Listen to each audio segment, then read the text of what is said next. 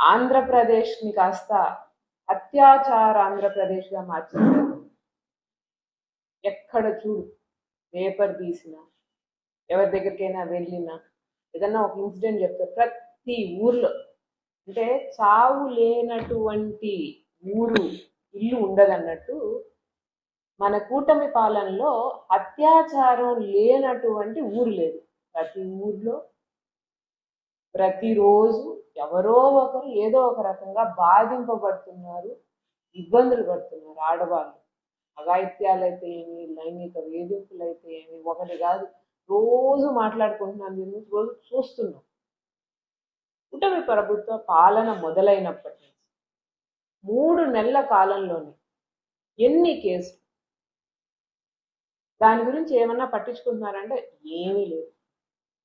శాంతి భద్రతలు గాలికి వదిలేశారు ప్రభుత్వం. ఎంతసేపు గవర్నమెంట్ మీద యాంటీ రాకూడదనేటువంటి ధ్యాస తప్ప ప్రభుత్వానికి పనిచేస్తున్నారా పోలీసులు, ప్రజల కోసం పనిచేస్తున్నారా? నాకు తెలియగలుగుతాను. పోలీస్ డిపార్ట్మెంట్ ఎందుకు ఉన్నట్టు? ప్రభుత్వాని కోసం, లేకపోతే ప్రతిపక్షానికి వ్యతిరేకంగా పనిచేయడానికా, లేకపోతే ప్రజల కష్టాలు అడ్రస్ చేయడానికి పోలీస్ డిపార్ట్మెంట్ ఉన్నట్ట? ఒక పక్క మా ప్రభుత్వం, జగనన్న ప్రభుత్వం మహిళల కోసం ఎటువంటి శాంతి భద్రతలు ఏమీ ఇబ్బంది లేకుండా ఎన్నో యాప్లు తీసుకొచ్చాము. ఎంతో చక్కగా జరిగింది. ఆ రోజు మహిళలకి భద్రత అనేది ఏర్పడగలిగాము. మహిళల మీద ఎవరైనా కన్ను వేస్తే వాళ్ళ తోలు చేస్తారు అన్నంత భయం ఉండింది. ఈరోజు చూస్తే ఏముంది, మేమేమన్నా చేసుకోవచ్చు.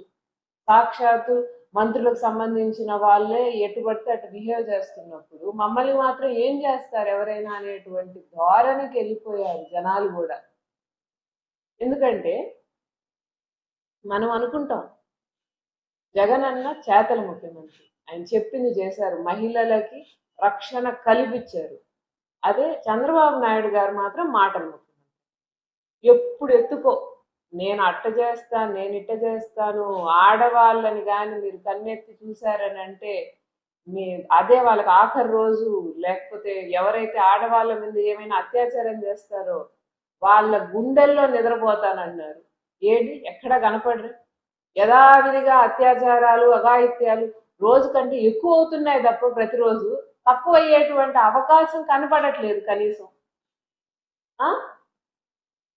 13 ఏళ్ల పిల్ల పాపం, ఆ అమ్మాయిని 18 రాత్రి వీళ్ళు తీసుకెళ్తే 21వ తేదీ దాకా ఆ అమ్మాయి బయటపడి వచ్చేంత వరకు